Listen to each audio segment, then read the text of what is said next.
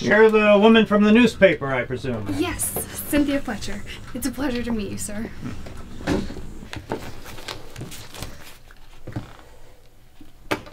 Can I get you anything? Some tea, perhaps?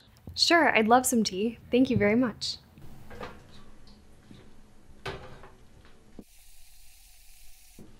That'll take a little while to warm up. Why don't we get started? I'll tell you what, Mr. Zecco. All of us at the paper were awfully excited to hear from you. This story really has taken on quite a life of its own. It really is. It really is quite unbelievable. But I wanted to get the facts straight so that there would at least be a seed of truth in the tales that the kids are expectorating all over the internet. Well, it'll be great to hear the story from someone who has their facts straight. I don't know if I truly understand the facts myself. Well, why don't you start by telling us how you first met Mr. Valdemar? Mr. Valdemar and I had been acquaintances for some time before I ever thought of using him as a test subject. For the past several years, I had been studying the subject of mesmerism. Mesmerism? It's the idea that one can render another's mind subservient to his own, or at least render them prone to suggestion at a subconscious level. Like hypnotism? In a sense. An experiment. Christian, I'm an old man, and with my lungs failing, I don't know how much time I've got left. What do you want with me? If I can speak candidly, those are the exact qualities why I sought you out. Explain. Have you ever heard of mesmerism, Mr. Valdemar? What is it? Some kind of a new drug? No. It's the attempt of one person to forcibly enter the subconscious of another. That is, to place them in a trance, as it were. You want to hypnotize me? Not exactly. In all my research, I've never found an example of someone attempting to induce a mesmeric trance into a subject entering articulo mortis. That is, the moment of death. I have reason to believe that a strong mesmeric trance will have the power to suspend death. You're a fucking lunatic! It's simply a hypothesis. What's in this for me? If I succeed, your face will be on the cover of every newspaper in America. Oh, yeah? That's a bold claim. I give you my word, but first, I must have yours. Listen, if I'm going to die, the last thing I want to hear is your crazy bullshit. I take it he changed his mind. Yes. To tell you the truth, I don't think Mr. Valdemar was regarded as popular among the people around him.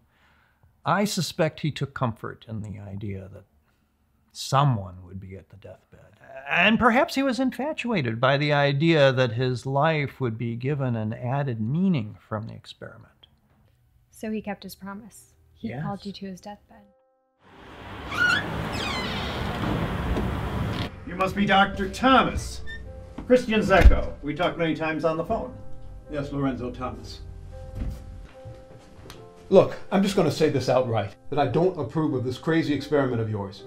I'm only going along with it because Mr. Valdemar insists. Well, perhaps by the end of the night I can change your mind. I doubt it. Now, Mr. Valdemar's condition is bad, and it's getting worse by the second. He's got one lung that's completely ossified, and the other is following suit at an alarming pace. Well, take me to him. I have to start immediately.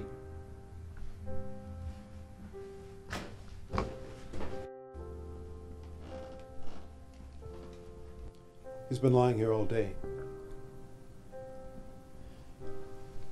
Mr. Valdemar, how are you feeling? Should I begin now? Yes. Okay.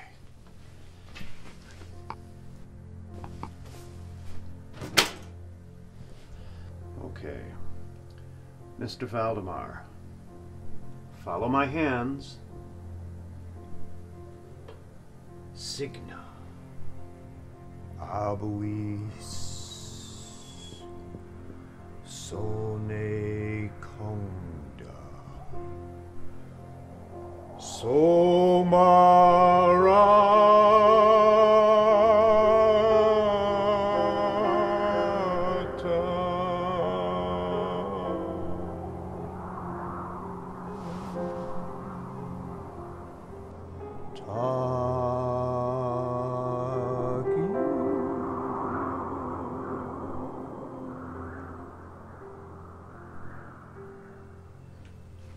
No, Doctor.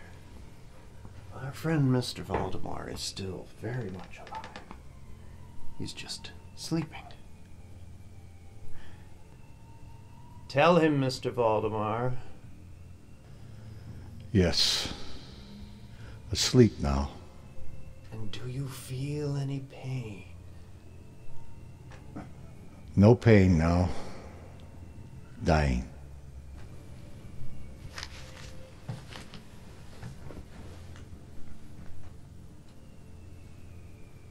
Well, he's alive. For now. What do we do next? We wait. Ah! There's the tea. That's quite a story you just told, Mr. Zecco. Well, that's just the beginning of it.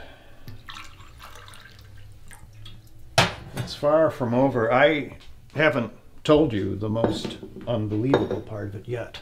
Well, what happened next?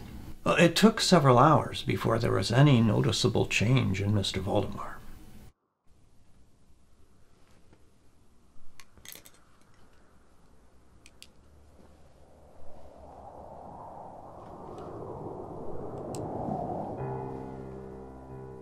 Breathing has stopped. No pulse. He's legally dead.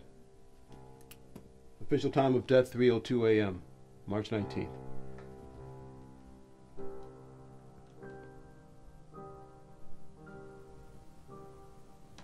Mr. Valdemar, do you still sleep? No. I have been sleeping. Now I am dead.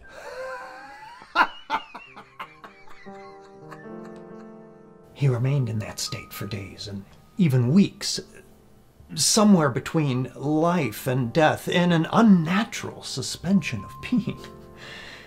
After 2 or 3 weeks, the doctor and I began to discuss the possibility of awakening him. Then, on April 9th, Mr. Valdemar. Mr. Valdemar, can you explain to us what your wishes, what your desires are at this moment? Please. Let me go. I'm going to attempt to release you from your mesmeric trance. For God's sake. Mr. Valdemar. I tell you now, I am dead. Como quien te sabe. Dead. Ograntium. Siaba. Dead. Grata. Mignora. Grata. Mignora ticne. Dead. Hermano. Sortium Sava. Dead. Realte. Omnipos. Regentos.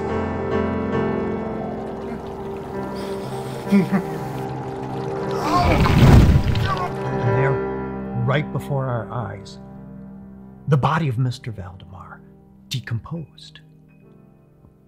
We watched as his body shriveled up and decayed. The stench in the room was almost unbearable. It was as though his body had been in the grave for weeks. But it all happened in one moment. Just poof, and the body decomposed. Yes. In one brief moment of time. I think we're done here. I have all I need.